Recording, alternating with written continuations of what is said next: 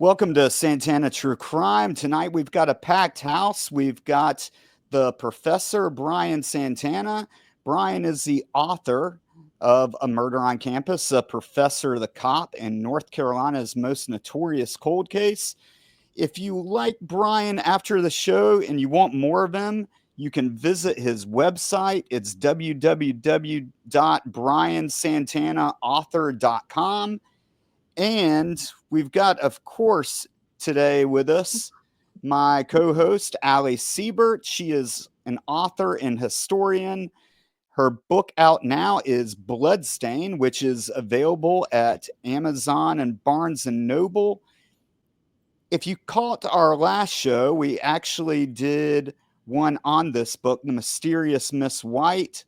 You can also pick that up and make sure you catch that show. And lastly, Allie has her own show, Allie in the Archives. This is something very unique. She takes old historic cases from the 1900s and adds music, and it's a very interesting storytelling type of vibe. Please check it out. It's available anywhere you can get a podcast, Apple, Spotify, you name it. Welcome, Allie and Brian. How's everyone doing tonight? So tonight, Brian, we're going to be talking about one of the stories in the book. For those that are not aware, A Murder on Campus is about the murder of Virginia Olsen, who was a student at UNC Asheville in 1973. And throughout the investigation, cases popped up that were similar to the murder, and investigators did not know if the person responsible for those other murders were linked to the murder of Virginia. So that's what we're going to be talking about tonight. Brian, tell us about this case. So, I'm glad to be here again. It's nice to team up with you again and revisit this case that was a big discovery for us when we were researching, I know. And I mentioned to you before, I think this is the first time this case has ever been talked about on the air. So I'm delighted to talk about the 1978 murder of Mary Burnette. So this is another murder that is going to take place 5 years after Virginia Olsen's murder on the UNCA campus. And it takes place 5 years after Olsen's murder. But as you mentioned, it's one of a string of murders that we talk about in the book that seem to have connections to the Olsen case and which confounded investigators very early on who were working to put together a narrative. So when the Virginia Olsen murder investigation stalls out at the end of year one, they really start looking both outside of the state of North Carolina and within the state to other possible connections to different cases. And while they are doing so, other cases that had either similar MOs or some more direct connection to UNC Asheville campus continue to pop up. And they're not really sure what to do with these. And this is one of them. So this is a murder that is going to take place actually in the Botanical Gardens, where Virginia Olsen was murdered, and occur roughly 5 feet from where her body was found. So, Brian, I know that the Virginia Olsen case got very little coverage. How much coverage do you think this got compared to the Olsen case? A lot less. So this was, the Olsen case really had, it had a lot of coverage very early on, but then it quickly dissipated. But this case had even less. So there's only around 6 or 7 articles that are written right after this murder occurred.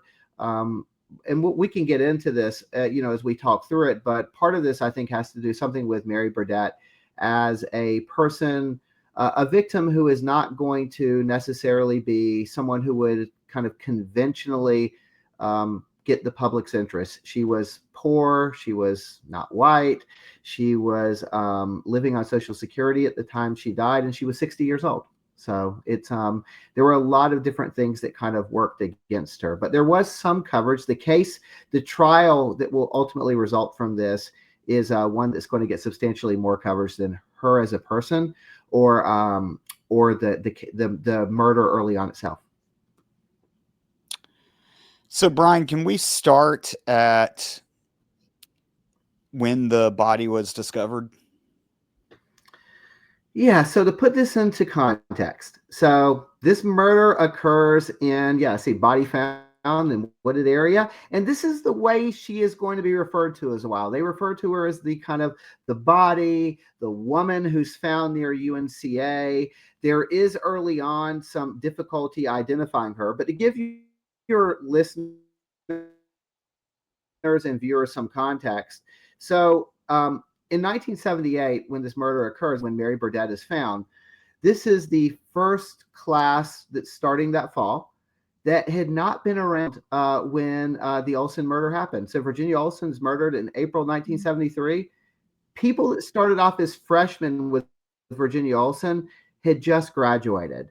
So there were these events that we talk about in the book that plagued the campus for 4 years. This was essentially a new reset. This was a new class that was coming in that did not have that direct connection to Olsen or the kidnapping that happens on campus a year later or some of these major events.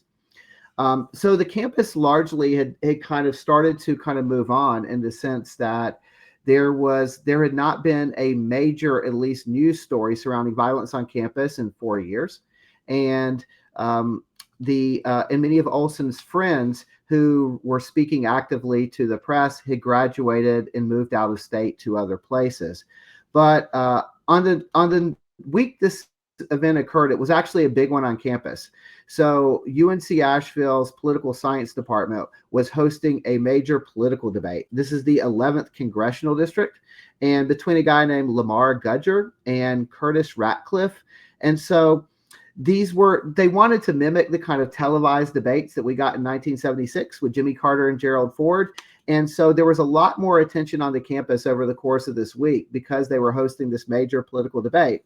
And on Wednesday, October 11th, this is around 10:30 in the morning.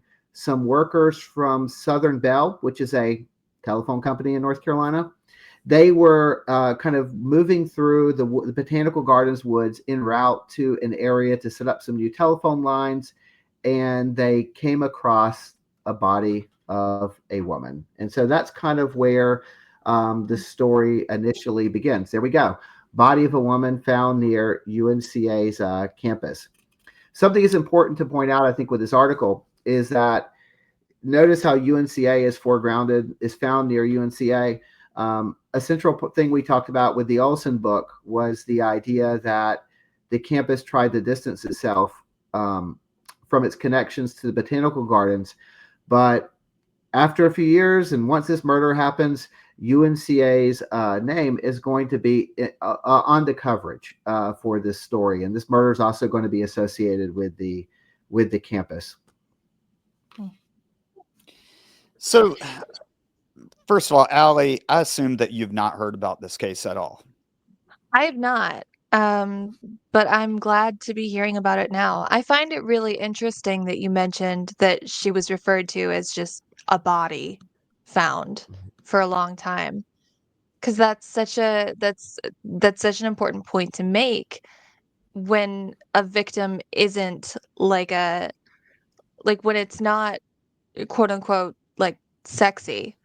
It's not going to get the coverage that somebody else might. When it's a young woman who's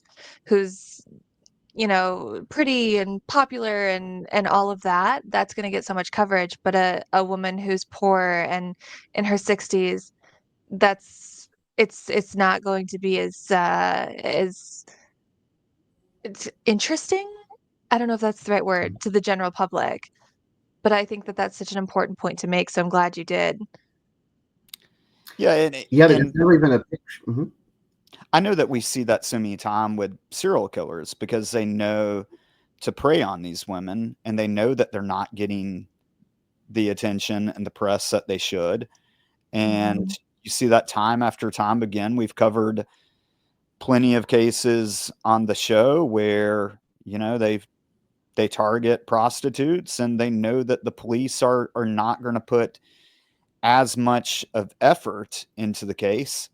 But we're lucky that Asheville, they did in this case. Their lead detective, who was a lieutenant at the time, did a fabulous job, and he had a reputation for being a go-getter. And I think that's something that we'll be talking about in a little bit. So the body is found, Brian, and the police start the investigation.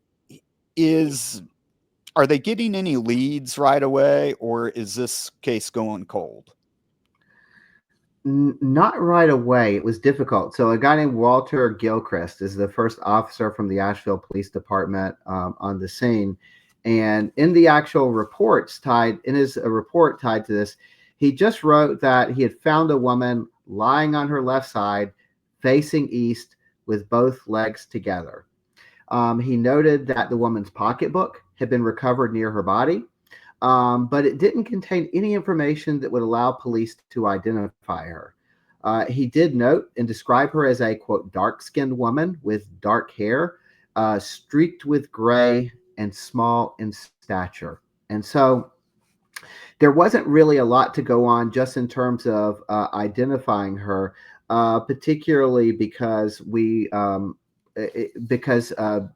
she is going to, there was some confusion even early on about how she died. So one of the things that kind of brought the officers that were initially on the scene, they noted in their report that it appeared that her throat had been slashed. And they also believed, based on the context and the location, this area that was known as a haven for winos and as a kind of lover's lane, that they speculated that she'd been sexually assaulted as well. But they didn't know who she was, and they're going to have to kind of recalculate how they're approaching the investigation once the medical examiner's report is going to come back a few days later. And so what did the medical examiner's report? What information were we able to gather from that? So the medical examiner determined, to the surprise of the officers who were on the scene, that Mary Burnette had died by strangulation and not stabbing. Her body had apparently been decomposing outdoors long enough that the area surrounding her neck had decayed, and the officers thought that her throat had been cut, but apparently that was not the case. She had been raped, or she had. This is going to come up at the trial as a point of contention. She had sex. And she had been that she had been strangled, though, was her actual cause of death.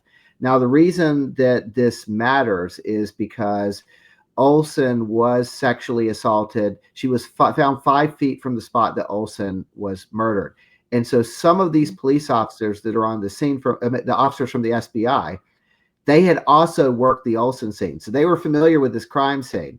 And so you can imagine someone that looks like they've been sexually assaulted, who appears, at least early on, to have her throat cut. They're starting early on to ask questions about a possible connection. But yeah, it does change the calculation a little bit when they discover that she was strangled and not stabbed. And it was just decomposition that they were physically observing. How long had she been there? How long had the body been just waiting? I don't have an exact amount of time. I know it had been unseasonably warm that fall. She had been out there for at least a few weeks, though, because the suspect that we're going to learn ended up making a few trips to visit her body, and is going to kind of mutilate her body a little bit. When we get to him, and so she had been out there long enough for advanced decomposition to set in, combined with the environmental factors, and also for this very strange man who is responsible for her murder and is ultimately convicted to visit her on more than one occasion after her death. So what led police to the suspect in this case? So there's a few different things that kind of are going to bring the main suspect, this guy, Richard Levi Jenkins on to the attention of police. But I wonder if before we get to even Richard Levi Jenkins, though, maybe it's worth pointing out that, you know, we said it was a few days before the after the medical examiner's report. It was around this time they were able to identify who she was as well. So she went from the body or the dark-skinned woman to Mary Faye Burnette. And I think, to go to like Allie's point, I think it's an interesting one to consider, because one of the amazing things I think about this case is that I think a lot of times that police will catch a lot of flack for not necessarily, you know, there's accusations sometimes that people from, and in some cases it seems to be true, but like people from lower socioeconomic brackets or people who are non-white will sometimes receive less investigative resources or less care and attention. And if that's the kind of framework you're coming at this case from, then you would expect this to be an investigation that they put no work into, because this is a 60-year-old woman who was single. When living as a single woman was exceedingly difficult financially. She primarily subsisted off of Social Security checks. She had very few living relatives aside from her biological children, who were not especially close to her. She was known by associates as someone who kind of dreamed of stability in her life and craved kind of meaningful romantic connections. And because of that, she often kind of looked for love in the wrong place, I guess would be the way to put it, and ended up with characters that she shouldn't have, like Richard Levi Jenkins, the main perpetrator in this case. But at the time of her death, she had lived in Asheville for around 6 years. She had come from Georgia before that, and she didn't really have a robust support system. So unlike Virginia Olsen or Karen McDonald and other people we kind of talk about, it makes sense that there was a big investigative presence with those. But one of the things that was a real pleasant surprise with this was both the North Carolina SBI and the Asheville Police Department worked really fast in this case and poured in a lot of resources. And so this is one of those cases where, if you're looking for a really good example of thorough police work, this is one. And that was surprising, because you wouldn't necessarily imagine, if you're coming at this from the perspective that they're going to put less resources into a person like Mary Burnette. And that just wasn't true here. Why do you think that was? Go ahead. Sorry. No, you're good. I'd have to speculate. I think that at least some of this, if I had to speculate, I think the connection to Olsen probably helped early on, because if you read the early articles, at least, and I know that, you know, they mentioned UNCA, Virginia Olsen is talked about frequently in those early articles. I was just glancing at one just a moment ago. So the Asheville Citizen-Times, the day after, actually writes, it acknowledges this body of a woman was found, but then it goes into a 2-paragraph long discussion about Virginia Olsen. So, and the author, Billy Pritchard, writes, the body was found close to where a 19-year-old UNCA co-ed Virginia Marie Olsen was found, bound, gagged, and stabbed to death on a Sunday afternoon more than 5 years ago, and goes on to talk about Virginia Olsen. And so I think there was at least some idea that if there was a connection to Virginia Olsen, then it was really important to solve this case. Maybe that's the cynical view of the entire thing. But we also had a guy that Cameron mentioned in Will Anarino, who is a young detective. He's only a lieutenant at this point. 6 years from this case, this is one of his early cases. He's going to become a very young chief of detectives and lead the Olsen investigation again in the 1980s. And so, yeah, he had trained at the FBI's, academy and some special workshops, and was really seeking out every opportunity possible to kind of become a better investigator. So I think that it also made a difference because it was led by him. Mm-hmm. You know what I think made a really big difference too is that in 1973 in North Carolina, that's when training and standards started, and professional police training really began. And so you've got that happening right when Virginia Olsen is murdered. And there's a lot of mistakes. I think that's fair to say. In that investigation, the police made tons of mistakes, and you can read about it in our book. But with that being said, now you've got this other murder that happens, and you've also got Anarino who comes in, who's had that professional training, and I'm sure that he's looked through the Virginia Olsen case and noticed how many things, they should have done differently, like setting up a crime scene, making sure you're processing evidence correctly, interviewing and canvassing for witnesses, and making sure all that's documented and organized. That didn't happen in the Virginia Olsen case. But now you've got people that really understand that importance. And it seems so simple to say that. But when we look at cases around that time, it just didn't happen. Mhm. So, Brian, Hmm. I think that when we're looking at this and now we know who she is, we've got the SBI, which is the State Bureau of Investigations, and we've also got Asheville police working together. And it sounds like they are actively working this case or getting some witnesses. Do they stumble upon a suspect? How does this happen? Does someone come forward? Yeah, so they start to Anarino goes to work right away, putting together a timeline, and he's interviewing a lot of different people. And he's early on, he's not entirely sure that his timeline is correct, but he does start to develop a working hypothesis. The one witness says the last time they saw Mary Burnette alive was October 4th, 1978. So this is roughly a week before the discovery of her body.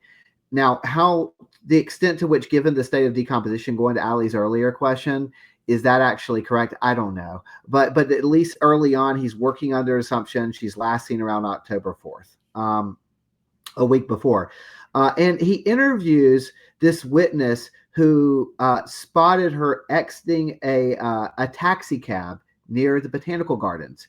And this is going to lead him to question several of the taxi drivers, and who are going to ultimately help him to identify the man who shared a taxi ride with her. And some of the taxi drivers are going to have some very disturbing stories about that experience. But going back to that point that Allie had made about like why this case was attracting so much attention, I was just looking back through some notes, and a guy named J.N. Mentor, who's the head of the SBI's Western office, one of the things he acknowledged the difficulties with the Mary Burnette case because they didn't really have a lot to go on. A lot of times, Cameron, you talk about like the victimology and looking at that, Right. who are the people in this person's life, and kind of investigators starting there. Well, what do you do with someone who doesn't really have family, doesn't really have a lot of really close relationships and connections, and is an older single woman, right? Like that's who's not native to that area. And so it's a really hard thing to put together. But J.N. Mentor, who's the head of the Western office, he does say this. He says, I would like to say, if we clear the Burnette case, then we can clear that one. And he was referring to the Olsen case. And so I think that this was because maybe some of the overlaps of where the body was found, and some of the kind of imagined connections, at least early on, to the Olsen case. The Olsen case had stalled out by 1978.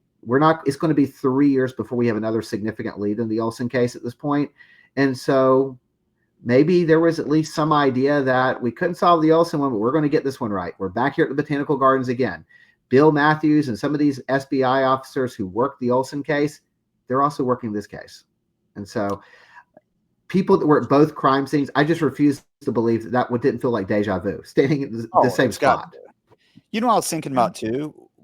I wonder Uh-huh. how the faculty and the admin at UNC Asheville are feeling about this, because one of the things we talked about in the book is about when Virginia is murdered. They're kind of lost about what to do. I mean, they don't have an actual police force on campus, which is a thing of pride for them. And, it's a very safe area. So they didn't feel the need. And I'm sure that they probably thought Virginia was a one-off, like, oh, this just happened this one time. This isn't going to happen again. And now they find a body almost to the exact spot of where Virginia is. And that makes me question too, like, why would you pick that spot? What's about that area that's so appealing? Yeah, it's weird. Unless it's just, I mean, we talked about with the Olsen case, just that connection that it was like a lover's lane area. I mean, the guy who's going to emerge as the suspect, he's going to tell some pretty crazy stories about what he thinks happened that night. But it seems to all be rooted, at least in his own version of events, which I know we'll get to, in consensual sex. And so I don't know if it was just a connection to the lover's lane, but it's hard for me to imagine how this area, after Olsen's rape and murder in this area, how anyone would imagine this is a romantic spot at that Right. point. You would think that had kind of spoiled whatever kind of associations it had before. Allie, what's your take on that? Do you think that sounds like a romantic spot to, for a guy to take you where a girl was murdered a couple years ago? I mean, me personally, no. Are there people out there who I think might be enticed by that kind of thing? Absolutely. So maybe it was more of like a I don't know, like a interesting place to go for people like that. Yeah, I mean, me and Brian wanted to visit that spot, but the chancellor's office his house is actually was built on that location, so you actually can't Oh. visit that anymore.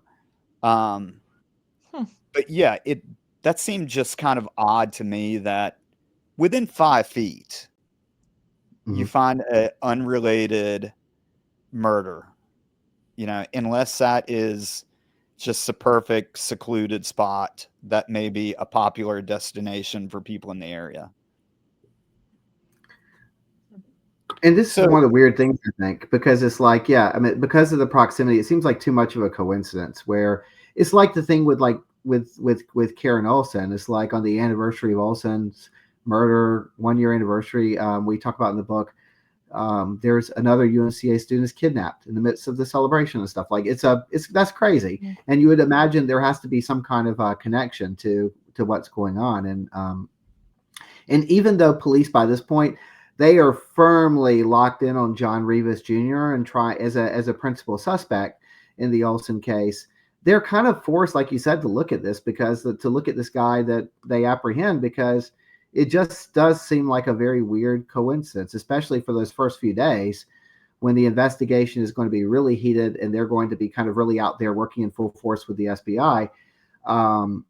When they're working under the assumption that she had also been raped and her throat cut. okay. So let's get back to it. So she's now identified. We know who she is. We really don't know a lot about her, but we saw her getting out of this taxi cab near the location where she was murdered. Mm-hmm. Where do we go from there? So Anarino is going to question some of the taxi cab drivers, and they are going to try to find who this guy was. They get a description very early on of the man who had accompanied her, and eventually another taxi cab driver is going to come forward with a pretty incredible story. And he is going to describe that he had someone who he had it was not the same taxi cab driver as the night of the actual murder, but that he drove this guy who did ask to go to the botanical gardens, who was a little strange. And when he waited for him, and when he came back out of the woods, he had blood on his clothing. And that's a very weird occurrence. And he is going to pass this tip along to the Asheville police. And This is going to be, of course, obviously suspicious enough that they are going to take a look at this guy. And the guy is named Richard Levi Jenkins. And when they look a little bit more into his record, there's going to be lots of red flags. And so very early on, they are going to hone their focus in on him. What are some of those red flags? Well, the first is he had a prior history of mental illness, but also rapes as well. Um, he had been associated with rape since 1969, was actually the first allegation made against him. In March of 1969, he had been arrested and was charged with assault with intent to rape. And he had spent 2 years in psychiatric care as part of his sentence for these particular crimes. And so they're looking at, given the fact that Burnette had been strangled, raped, and what the police called sexually mutilated, which we could talk about. So, Brian, when he was spending time at the psychiatric hospital, that was at Dorothea Dix, correct? Yeah, so he had spent time at Dorothea Dix, and when he's ultimately arrested, he's going to be spend more time getting evaluated at Dorothea Dix as well. A bit about Richard Levi Jenkins, though. He was 5'8", 165 pounds is the way that they describe him in the report. He had medium length blonde hair. He had very thick glasses, and he was slightly cross-eyed. So he was someone who had spent his life as he was unemployed at the time of of Burnette's murder, but he had been a kind of itinerant crop picker on and off for his life in between the time when he was out trying to commit sexual assaults and rapes. So, Allie, you've done a lot of really old cases. Have you ever done any research into psychiatric hospitals? Do you have any cases with Have. those? I Have have you quite a visited few. any of them? Um, yes-ish. I have, but most of them aren't still functioning. So it's tough. And a lot of the cases I work on are really old. So, 1800s and that sort of thing.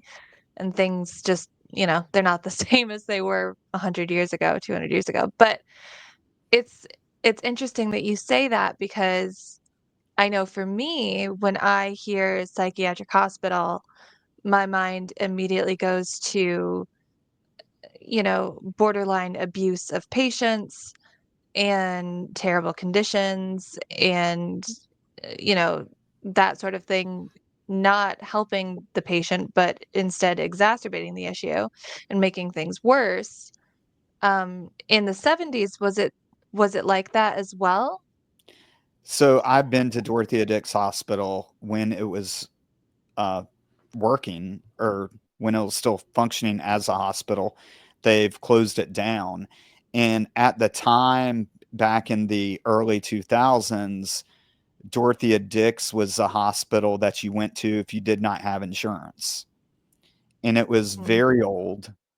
It was a huge campus with these brick buildings, and they had some of the buildings where their sole purpose was just to house people that had murdered people, and they're never getting out, Yeah. including, I believe one of the serial killers, her name was the Black Widow. She was a female that killed a bunch of guys. She was housed Mm. there. But that place was so creepy. I've always told people you would not have to dress it up at all. Just allow people to walk through the halls during Halloween with the lights on. It'll still scare them. Yeah, I believe it. And so can you imagine being a patient there? Oh, yeah. And that's one of the things that we talked about in our book was the hospital in Asheville, where, it's a mental hospital, and the types of treatments they were giving them, like, giving them insulin until they had a coma, or electroshock therapy. But of course, a lot of these people would advertise it more as less or as almost like a resort type of thing. Like, oh, you're going to come there and you're going to get fresh air and go hiking and, don't worry about the guy screaming in the basement because he's being Yes. electrocuted. Yeah. It's So, yeah, so tough with that kind of thing because it's it's like it's hard to blame them when you first look at it because I am certain that most of the people who were there who were inflicting these kinds of treatments weren't intending to cause problems. I think that most of them believed that it actually did help. right. Um, and I'm sure that there are people who were putting people into insulin triggered comas because it was easier than dealing with the actual patient. But for the most part, I think that there were people out there who wanted to help and wanted to make a difference. But looking back on it now through a modern lens, it's horrifying to consider that this is how we treated people with mental illnesses. And, the further back you go, the more horrifying it gets. Right. And I completely agree. And the other aspect that I've kind of seen is some people you just can't help. Another person we talked about in our book is a call that I went to. It was a 911 hang up call where I was the first person to get there, and we get these calls all the time. And it's at this apartment complex near Wake Med. It's on the 3rd floor, and I go there, and luckily my partner was with me at the time, and I knocked on the door, and the guy opened up the door a couple inches and stuck his face in the door and said, "Are you the police?" And, it'd been one of those days where we hadn't done anything. I'm about to get off, just got a few hours. And I was like, yeah, I'm wearing a Raleigh police uniform, and opens up the door. And he's this large black man with a big afro, but his skin around his neck is gray. And it looks like someone cut out like a watermelon slice from his neck. And you can see everything. It looks like a Halloween mask Oh because my there's no god. blood coming out, and there's no blood on him. And I was just kind of staring at him and really in shock. And finally, my partner just blurts out, "Dude, what the fuck's the matter with your neck?" Uh-huh. And he goes, "Yeah, I was gonna tell you about that. Uh, I killed my girlfriend last night, and then I tried to kill myself." Oh my god. And Ugh. it took me a second, and I grabbed his wrist and I flipped it around into a bent wrist to put on handcuffs.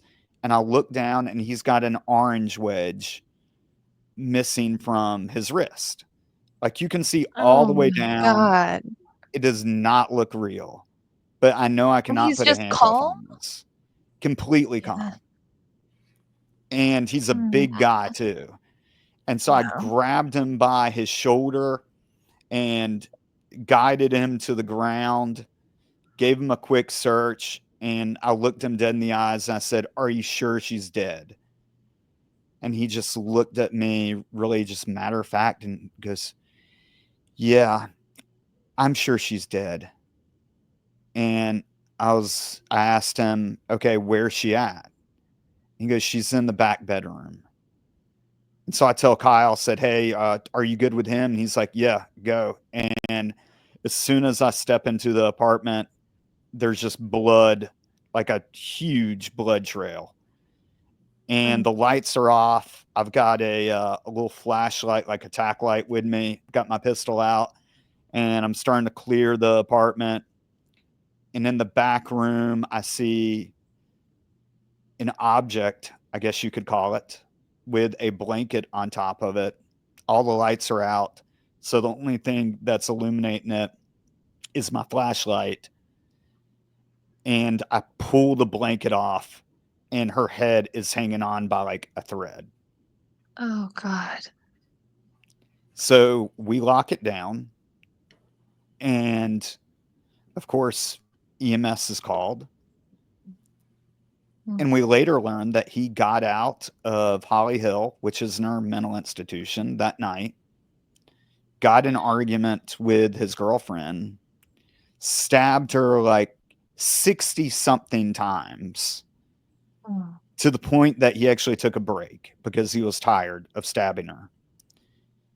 And then he decided to take a shower and kill himself in the shower.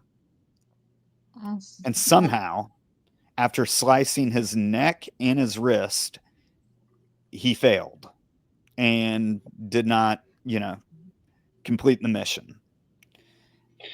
But then after the shower, he, I guess, got over the guilt part. And so he sat down, ate a bowl of cereal, took a nap, and then called the police. Hmm. You know what's another fun You fact see, about this? uh, He gets out Another of fun fact is prison next year in 2026. I was going to ask you if you had checked on that. Another fun fact about that story is it traumatized me when I heard it. That was one I had never heard before. And it was one of many moments when we were writing this book where I was like, what the fuck? That's what you were doing for your job the entire yeah. time? Yeah. This year? I was No thinking back to all kidding. these things, like, what was roughly going on in my life when we were like talking at that point that your nightly, that I didn't hear about at the time, that your nightly call was like someone's head kind of, like, Oh, my completely severed God. like that. And I thought about that a lot since then, more than I care to admit. And I think that one of the things that is really interesting to me was there's this moment in the book or early on where Cameron says something the equivalent of like, and that's like the life of the beat cop. You go to the craziest shit you've ever seen, and then you kind of go out and you do it again at the next call. And that was one of those that kind of mesmerized me because I can't Yeah. imagine doing that. So. There's so many layers to this here because, like, to start, I can't imagine how that affected you, Cam, because that, like, I'm sure that you saw stuff like that more times than you can count, but that's gotta have a huge effect on your emotional stability, your mental stability. But aside from that, I mean, like you said that he had gotten out of where he was, whatever hospital, whatever Yeah. treatment center he was at. Did he, like, escape or was he No, he released? was released. And see, that's where my issue comes in is that, like, we know that this man has mental issues. We know that he's struggling. We know that he needs support. Why are we letting him out? Why aren't we supporting this man? Why are we, not protecting people in his life when we know that he's not stable for this? Well, the problem that happens with people like this, and he's just one of many, is that when they're in and out of the institutions, they've got a threshold of they have to be a danger to themselves or others. And then once they say the right things, then they're usually released and told, like, okay, we're going to set up some outpatient therapy that you're not going to go to. Right. And, or, you just take this magic pill and everything will be fine, except for when you don't take the magic pill. And that's what you kind of see Yeah. time and time again. It's either they don't take the magic pill or they find their own, like a better magic pill or like crack to Yeah. replace that because it's cheaper than getting the prescription and it's a better high for them. Yeah. And so there's all these dynamics that are happening. And when we look at a case like this, where we've got a guy that's walking around Asheville and he's really like I know it's very cliche, but he's just a time bomb. He's going to do Yeah. something really dangerous. It's a matter of time. Yeah. And that's my issue is like like, obviously, he did a horrible thing, and I'm not saying that that's condonable or anything like that, but, you know, we created a system where he's able to do that. And at the end of the day, that's who's at fault is the system itself, because there should have been protection. There should have been this shouldn't have been allowed to happen. Yeah, and with this, I mean, right now, mental health is still a big issue. And I know that a lot of it too revolves around how much bed space is available at these hospitals, because that's just a debacle. And then if you're violent, you cannot go to I'll say a normal hospital. And if you're really violent, you can get what's called blacklisted, which means that that hospital will refuse to take you.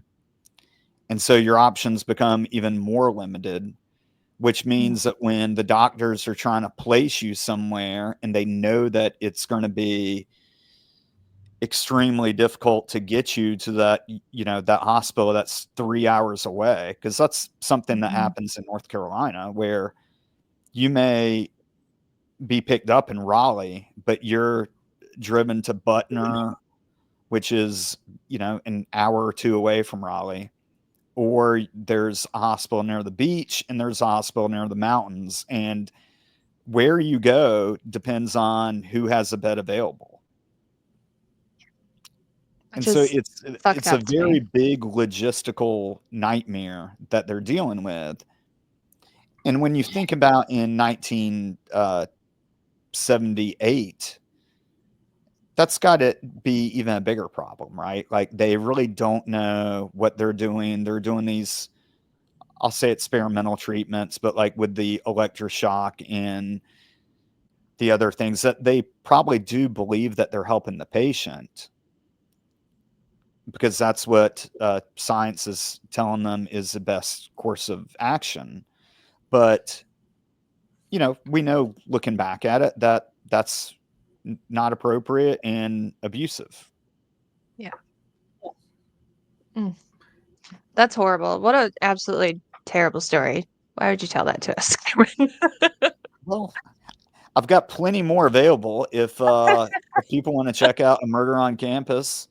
You can also hear about the first murder that I went to, a double homicide on the first shift that I worked. Yeah. Strong start. Yes. Yeah, these are fascinating stories. If you want the perspective of what this looks like from the ground, as a and something you said too about like this is also one of these cases, like with these people who commit these crimes, it's very rarely the case that someone who has escalated to the point that they kind of rape someone or rape and murder someone, that they're going to be rehabilitated where they come out and they're never going to do this again. It just seems very unlikely. And one of the things that is going to come out at trial for Richard Levi Jenkins, just to give a spoiler jumping ahead, is that this is not the first or only rape and murder that he has committed. And so these things are going to kind of, and he's in and out of psychiatric care for much of his life from 1969 through this. And so he's every time he's out of psychiatric care, he is engaging in something that is going to become, escalate to the point that we are going to have essentially a kind of necrophilia situation with this case. So I know we jumped to some side stories. So let's get back to the case. They figured out that it's Richard, and I put a picture up, warrant issued and murder. Can we tell us about what we know happened that night of the murder? Well, there's some different stories that come out, but I mean, well, I'm looking at this article you just put out with the warrant arrested. So when the Anna Reno and the police kind of hone in on Richard Levi Jenkins, one of the first things he's going to do is he's going to attempt to skip town, but he's not a particularly savvy criminal. And to the FBI and Asheville Police Department's credit, they are combing bus stations and interviewing people, and they discover that he was attempting to get on a bus leaving for Knoxville, Tennessee, after like roughly a day after they've put together who he is. To put this into context, how fast law enforcement is working in this case, from the time that this murder occurs, this is it is 11 days. This is essentially 11-day investigation. We've talked about these different details. He is going to surrender to law enforcement on October 27th, 1978. And so, this warrant's going to be issued for his arrest, and they are also going to discover, because they realize very quickly he is not the brightest bulb, that he had to have some assistance in trying to leave as well. And they're also going to make an arrest for the person who attempted to aid his escape. Yep. Accessory is going to be charged as well. So James Lee Nicholson. Yeah, so this is a 32-year-old Weaverville man who was charged with accessory after the fact for concealing him at his home. That's where he had been during those days where the Asheville police and SBI were out looking for him after they identified him, and then attempted to help him get on a bus, which is not going to go well for Mr. Nicholson, and is a very ill-advised move to make. Yeah. So the article that we put up, it's titled "Accessory Case Bond is Granted," and like Brian said, that's never a good idea to help someone that murdered someone. So he's picked up. Can we go through kind of the story of what we believed happened that night? Yeah. So I'm going to tell you what Anarino basically has in his reports and the testimony he gives under oath at the actual trial. So Anarino, who had a kind of prodigious memory. I mean, he's quoting this at the trial, but this is also in the statements that he is going to write up associated with this case. So early on, Anarino explains that Jenkins essentially confesses to him when they picks him up that he's responsible for this murder. Now, Jenkins is going to attempt to recant that confession when they go to trial, of course, but he tells Anarino, according to Anarino, that he wanted to get this thing off his chest. And he tells him about meeting Mary Burnette for the first time at a Lexington Avenue diner in Asheville on October 4th. And so he said after spending a kind of evening having dinner with her, they decided to leave and go someplace more private. He took her to the Botanical Gardens, this secluded spot where she was ultimately found. He said once they were in the Botanical Gardens, they had consensual sex, but that after the sex, he fell asleep soon afterwards. Anarino does note in his report and in his testimony that Jenkins said that he, quote, put his hands on Burnette's neck, but that he, quote, did not remember squeezing. According to Jenkins, quote, all I know is that when I woke up, Mary was dead. So he admits to being with her in the garden that night. He admits to having sex with her. He admits to putting his hand on her neck, but he really doesn't remember squeezing, and he woke up and she was dead. So that's the story that he is going to stick to for much of this, and is going to argue that this was not a confession, but essentially he's baffled about what happened. But the people who saw Jenkins and what's going to come out of the trials, they were a little less baffled. And the story's a little bit more complicated than that. Yeah. So, Allie, what are your thoughts on that? That sounds like a slam dunk to me. Yeah, it's that's tough to argue with. With the botanical gardens, can you describe like what that place looks like? Like they went there to, rendezvous. Would that have been like a good place to do that? Are they on the ground? Are they like what am I picturing here? So this is an area that's basically slightly adjacent to the Botanical Gardens, and this is where Olson was as well. So it's basically, if you're going towards the Botanical Gardens, you could take a side path and essentially hike up to this area that is not strictly speaking within the botanical gardens, but that overlooks from a spot essentially the UNCA campus and parts of the botanical gardens as well. So it's like an elevated location. It was enough off the beaten path that it was a spot that was known to both students and locals as a spot where winos like to go drink, and also as a lover's lane for students as well prior to Olson's. But there is a kind of trail that leads up to it. There's other trails that intersect going in other directions. There is a large rock that if you're kind of perched sitting up there, you have a view of the main road. This is was it Weaverville Boulevard, and you have a main view of the road. You can see UNCA, and you can also see parts of the botanical garden as well. So it's close enough that you're within kind of earshot of the botanical gardens, and particularly on a high traffic day. But it is far enough removed that you have at least some cover of privacy in a way you typically don't with the botanical gardens, which do receive a lot of foot traffic. Got it. Okay. That clears it up for me. Because that's what I was picturing. Like, not that you said this, this is my own fault for just, putting things together in my brain, but I was picturing like a greenhouse. I thought, like, is that like where that would happen? But okay, that makes sense. Interesting. Yeah, it sounds to me like this dude did it and he knows that he did it, and falling asleep and waking up to her dead is a really convenient sort of situation for him. Don't forget the part about he remembered putting his hands around her neck. Oh yeah. He did it. I mean, Well, like, and this is I don't know. Yeah. And so Anarino, he's an experienced detective too. He's not falling for this. And so where do they go from there? Well, there are several motions. I mean, we can imagine. I mean, Allie, maybe I'll turn this over to you just for a moment.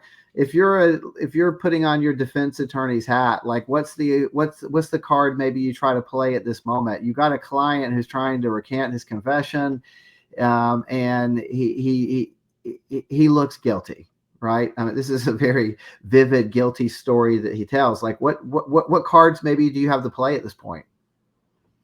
Well, I would immediately move to like not fit for trial, mentally unwell, that sort of thing. And Um, that's and exactly it what it defense sounds attorneys would do. Yeah. yeah. Yeah. So that So prior history he had, and they're going to make the argument that he's like not competent, right? That he doesn't Yeah. understand what he's talking about, that he has this prior history of psychiatric treatment, of going in and out of Dorothea Dix in these places with his previous sentences. And the public defender's office is going to put a local psychiatrist from Raleigh named John Patton on the stand. And under oath, John Patton is going to claim that Jenkins is, quote, mildly retarded, to use his own words, ones that we wouldn't use today. But those are the ones he uses at trial.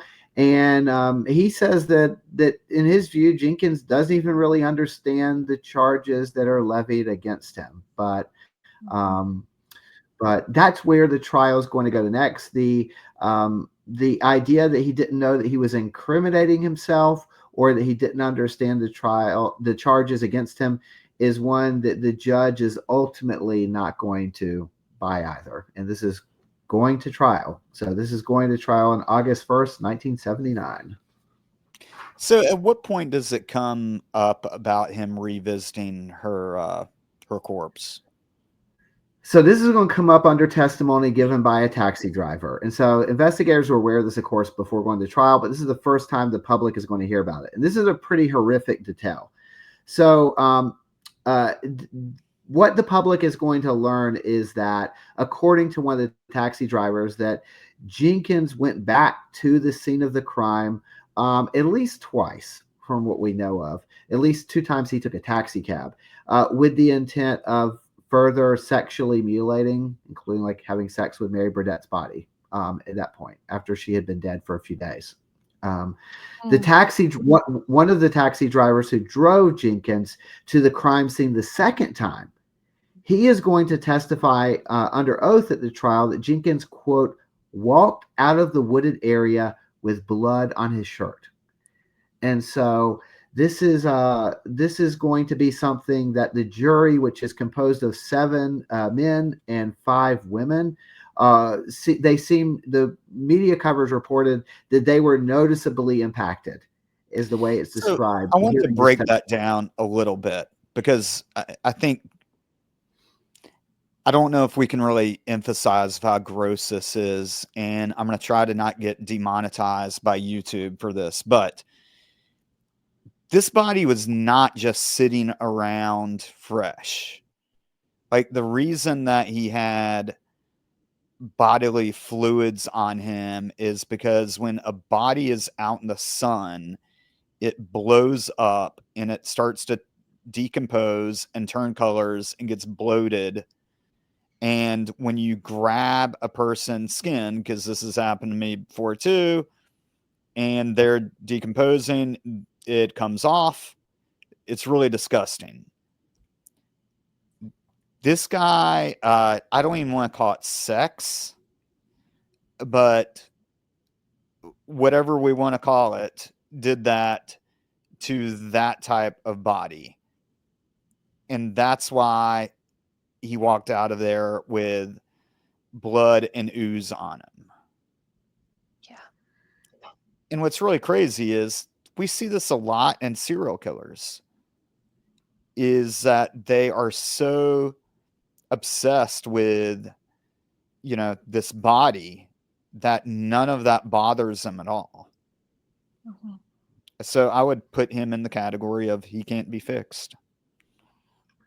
Well, and it seems to me too, like, we were talking about his mental state and whether he's considered like fit for trial, whether he's, I don't know the correct term to use today, but I think a man who kills somebody and then goes back multiple times to have sex with their dead body, to me, that's enough to say, yeah, this guy isn't right.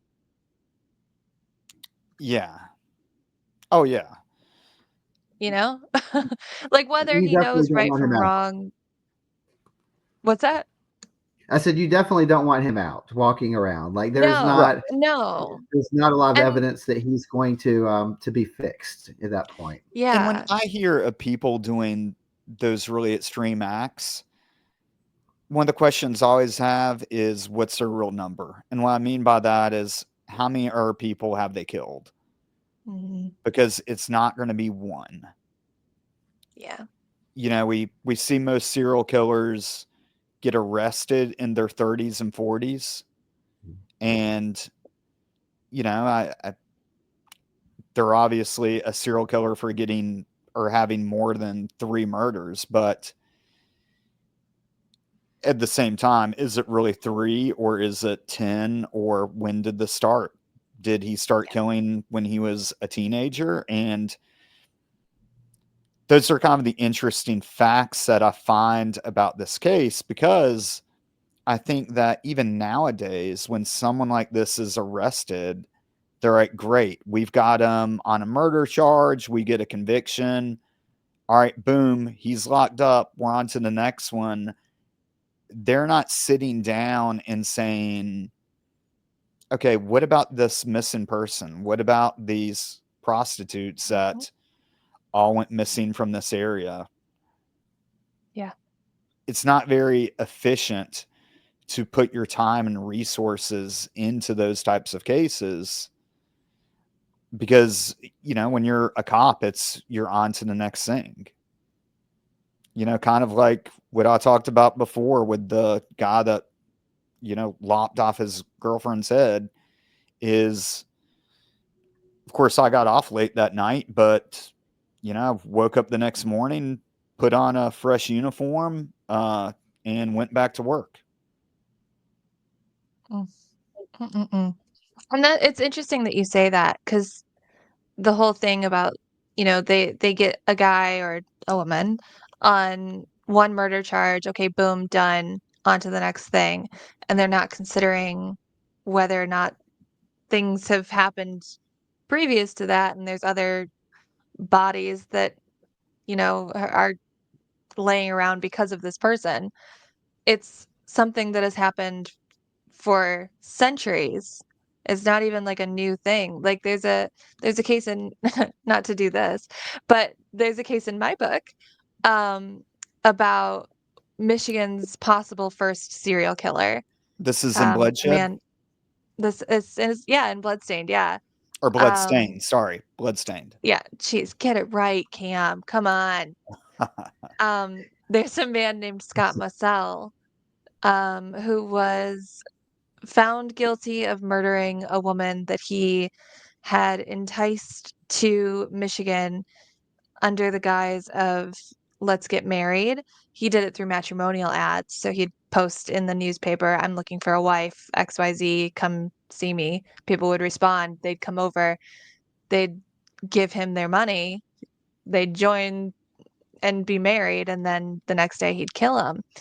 Um, and that was the case with the woman he killed, and that's how he was caught. But there were dozens of women who disappeared before that, and they are like, yeah, he probably did it, but we don't know. His sisters were murdered suspiciously before that. His wife died suspiciously. His sons died suspiciously.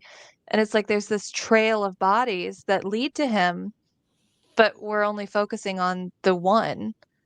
And it's the same thing. It's just, decades later. One more promo in our last episode, which is going to be, well, you can actually access it now by the time we post this one. But we have Dr. Bill Kimberlin, who is the author of Watch Me Die. And the book is based on, he is studying people on death row, and he actually gets invited to watch their execution. And I wouldn't call it a friendship, but he develops a communication between a lot of famous serial killers. And he told me after the show that his next thing that is going on is he's got a serial killer that is housed in South Carolina and another in Florida that has confided in him of where other bodies are that he's murdered. Wow. And the police were not aware about this. Bill has contacted the FBI, and they are involved, and they are in the process of doing excavations of where the killers actually made a oil painting of where they could find the body, which I think is a very unique way of doing it. What But a yeah, valuable thing he's doing then for their stories and their family members and all of that, because that's amazing. yeah. So getting back to this story, the trial is going on. All these horrific facts come out in trial. Brian, what's the ultimate judge's or jury's decision on this? Yeah, so he's going to be convicted, but it becomes before he's actually convicted, though, too. I mean, building on this conversation that you are just having, they are going to, before this trial comes to a close, Anarino is going to connect him to not one, but two other murders as well. So they are going to be following up with other charges, too. So one of the brilliant things about the investigators associated with this case, this is 1978 again, is that even after they do have this guy, they start looking really closely at other cases that seem to have a similar MO. And they were eventually able to connect him to two other murders. Now, maybe there's others, but he's officially ultimately charged and then convicted, not only of this murder, but also of the murder of Virginia, of killing Virginia Ruth Higgins Mitchell and Gloria Gosnell as well, who were two other kind of older women who he had engaged in a kind of similar act with. He had raped and also strangled them as well. And so I think we talked about that there was a kind of a thoroughness that's associated with the kind of work that they're doing in this case. And this is just kind of further examples of this. So they really have they really have Richard Levi Jenkins' number in this case, and they kind of were able to solve 3 cases by the conclusion of his trial and attach him. So um, so yeah, so he's going to be convicted of first degree murder and a variety of other charges tied to mutilating the body and other things as well. And so he is going to spend the rest of his life before his death in prison. Well, I'm glad that he died in prison, and I mean that's unfortunate that it took, 3 victims to be able to catch him. Anything else you can add about this case, Brian? Just that, I guess, if you are interested in hearing even more details about this case, where there are some really dramatic and interesting moments at trial, I'd encourage you to pick up our book, A Murder on Campus, and take a look at it. There we go.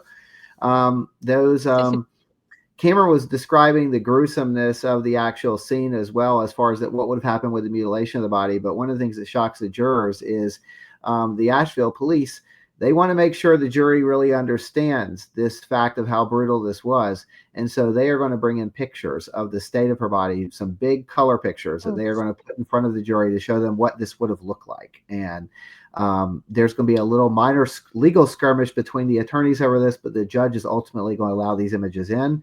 And it's a very this case provokes a lot of outrage in the community, but it does bolster a lot of goodwill towards the Asheville police. They look incredibly competent in this case, and that's not always something they're going to be able to maintain over the years, but at least at this particular moment in time, we can give credit where that is due. And this is about as good a police work as you're going to get, I think. And Will Anarino, who is our kind of hero of this story, kind of leading this first major investigation and moving very swiftly and wrapping this investigation up within just a few weeks, is going to ultimately and rightly be promoted to chief of detectives. And if you want to know what happens with someone this thorough and smart in this case, he is going to be in charge of the Olson investigation. And in the 1980s, he's going to fully reopen and activate the case. He is going to work with the FBI investigators who were originally attached to the case, and he is going to really kind of revisit who he thinks is responsible. And we unveil that individual's name in the book and talk about that whole process and kind of what collapsed with that investigation. And that investigation was not because of a lack of competence on anyone's part who was attached to it in the 1980s. It's a very interesting case. Allie, do you have any questions about this before we wrap it up? I mean, I have a lot of questions, and I'm sure the listeners do too. And to answer those questions, you can get the book. Just kidding. I guess because my angle, annoyingly, probably to you guys, is always kind of like the humanity aspect of it. So you mentioned that this woman, she didn't have any close friends or relationships. Her children were kind of separated from her. Do you know anything about like, where she was buried, or if her family kind of came back together after this and came together to support, or was there any mention of that in any newspapers or anything? So I don't know if the word like pauper's grave will be the word that they would have used at the time, but she didn't have anyone that officially offered to pay for the funeral. So this was a kind of this would have been from like state funds, a very simple marker that she would have been given Yeah.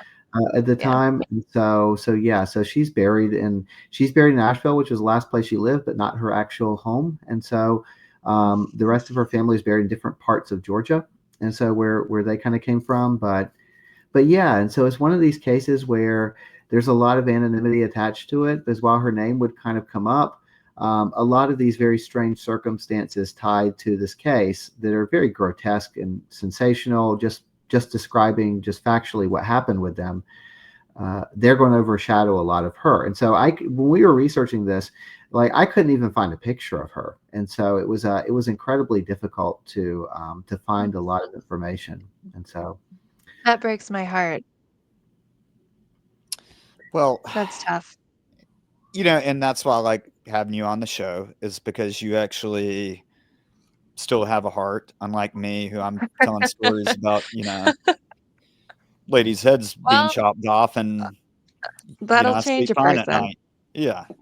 Um, but no, I think that really isn't stated enough. And I'll say it again. I This isn't a coincidence. I mean, he chose her for a reason, because she was lonely and didn't have family and was poor. All those just are very attractive to people like him. And unfortunately,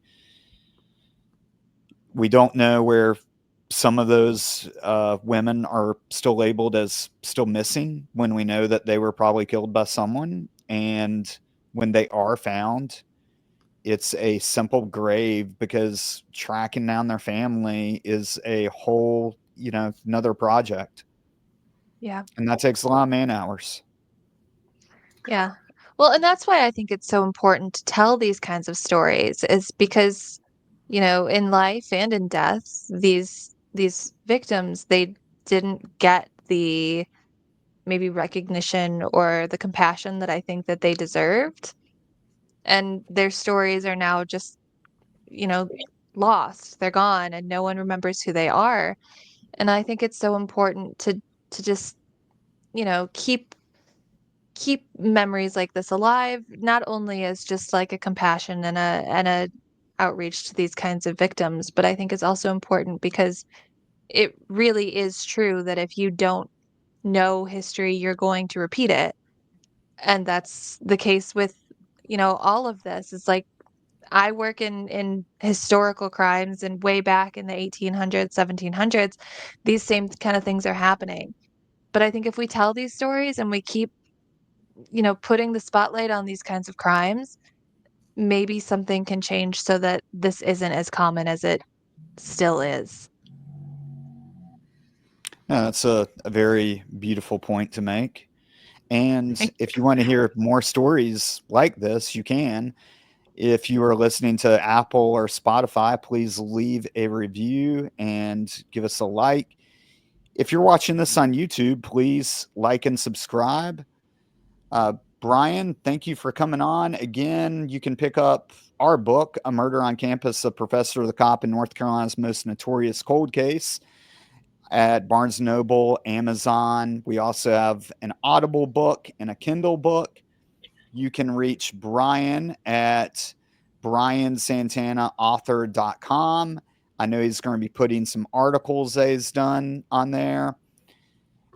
Allie, thank you again. You can get her book, Bloodstained, as well as several others that she's done, to include one that we just covered recently, The Mysterious Mrs. White. Fascinating story. And if you enjoy listening to Allie, which I'm sure we all do, please go to Allie in the Archives. That is available on Apple, Spotify, anywhere you can get podcasts. Brian and Allie, thank you for joining me. Thank you, Thank everyone. you. Good night. Thank you very much.